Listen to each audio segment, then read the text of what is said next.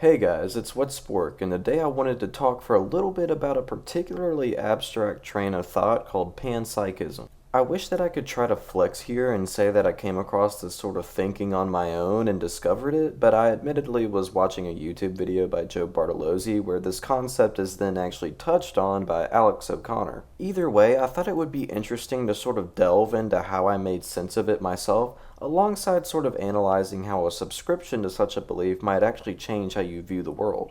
Also, typically being a divine concept, I'd like to kind of see if we can sort of rationalize it in a way that excludes that factor. The forefront of panpsychism portrays the belief that consciousness is something which is present across the entire universe and is effectively a fundamental building block or quality that is present in everything that exists. The origin behind the theory of panpsychism is something that seems to be consistently spiritual in origin. Early considerations of trains of thought similar to that of what is now called panpsychism can be linked to Aristotle describing everything as having been composed of some essence of gods. More modernly, and by modern I mean like the 1600s, philosophers such as Spinoza described everything as being composed of God. This would effectively contribute to the idea that everything is simply an extension of God and in this way capable of some form of consciousness no matter how complicated or practically non-existent.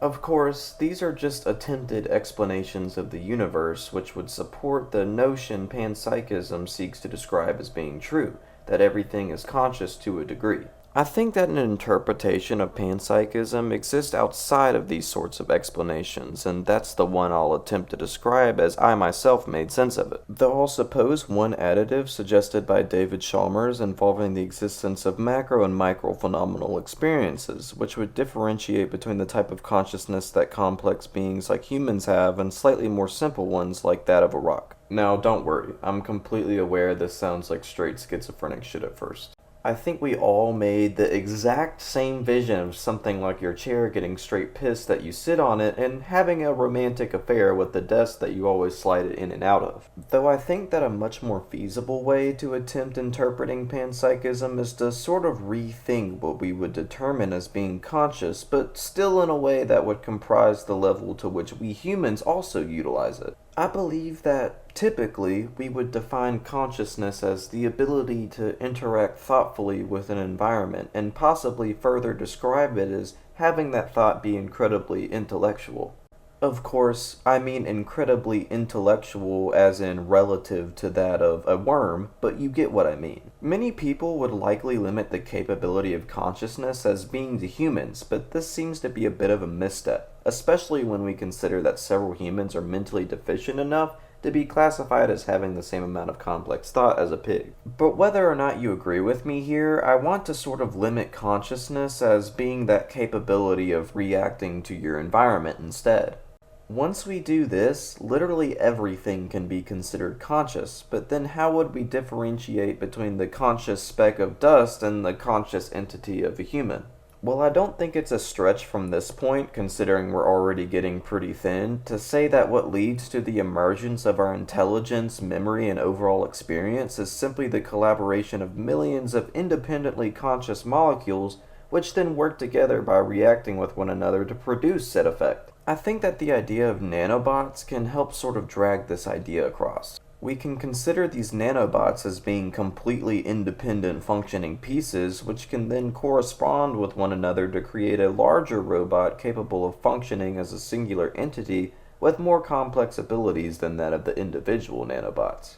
The idea of interdependent micro-conscious reactions also seems to be a lot more feasible when we look at the neuromuscular system being a collaboration of independently small and relatively useless pieces coming together to allow us to debate about stupid shit like I am now. Though, to sum it up, panpsychism might be seen to be fundamentally true in the case that we define consciousness the way we have, in which everything which comprises matter reacts with other matter and is, in the way we've once again described it, conscious. Furthermore, more complex beings such as ourselves with incredibly complex mental mechanisms can be described as being the result of millions of conscious reactions, producing a greater form of consciousness that resembles what we might typically define as consciousness.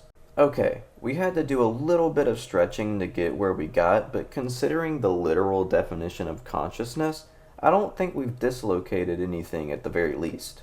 The real question about theories like this isn't really whether or not we think they're true or follow the logic, and while that part in and of itself is interesting, what's of more substance is probably how our interpretation of them affects how we live our lives. Well, for the case of this particular proposition, I don't really see any great impact that believing in everything being conscious, even the smallest of atoms, is seriously going to affect either your or my own life.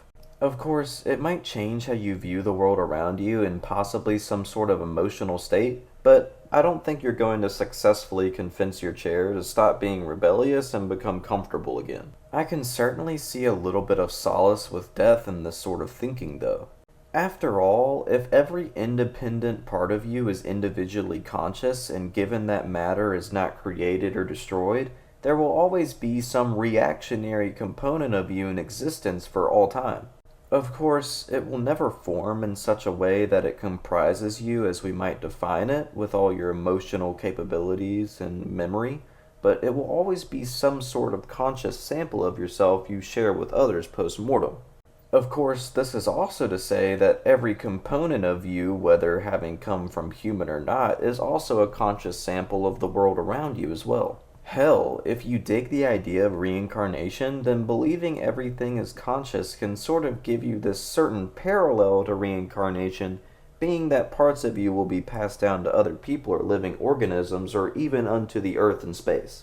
After saying all this though, I'll certainly say that while this line of thinking is interesting, that's probably where it about ends for me. It was definitely fun to discuss and up to you how you might want to use this information, but I don't think it's changing the course of my life. I mean, unless you consider Pan-Psychism to be a good conversation starter, then I'm going to stick to that previous point. Either way, that's about all I have to say, so thanks for watching and have a good day.